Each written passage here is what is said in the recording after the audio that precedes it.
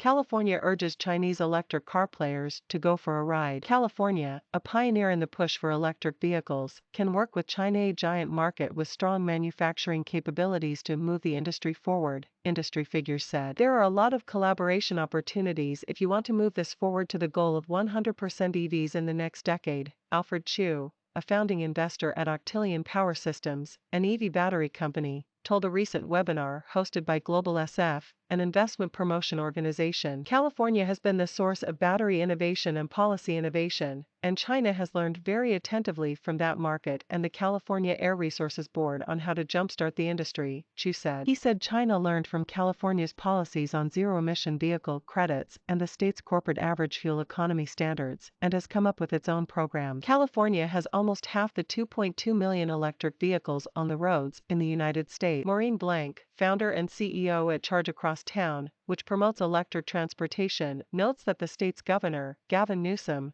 has declared that all new cars and trucks in California must be zero-emission by 2035. She points to California's lead in electric vehicles stemming from strong policies, innovation, entrepreneurship, and a favorable venture capital ecosystem. Chu said, "The U.S. also has a lot to learn from China at this point, because China has become the EV giant and industrial powerhouse." Iris Cui, senior manager of global business development and strategy at WeRide, an autonomous driving startup in Guangzhou, said local governments are catching up with policies concerning EV and autonomous vehicles in China. The Chinese government has been really proactive in terms of deploying EVs.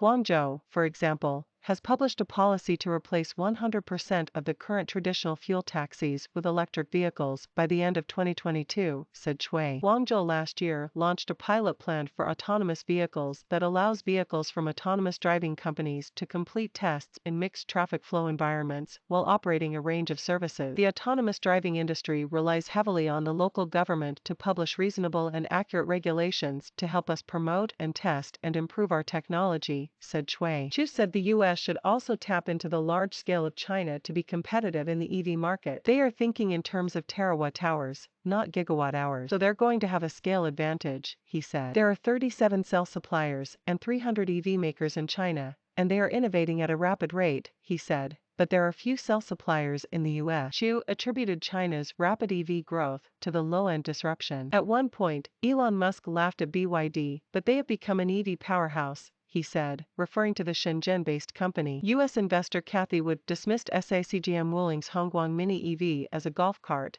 but within 3 months, sales of the vehicle surpassed those of Tesla's Model 3 in China, Chu said. "I really believe in this partnership between the U.S. and China, and especially because China has a lot of the production expertise and accumulated capabilities at this point," he said.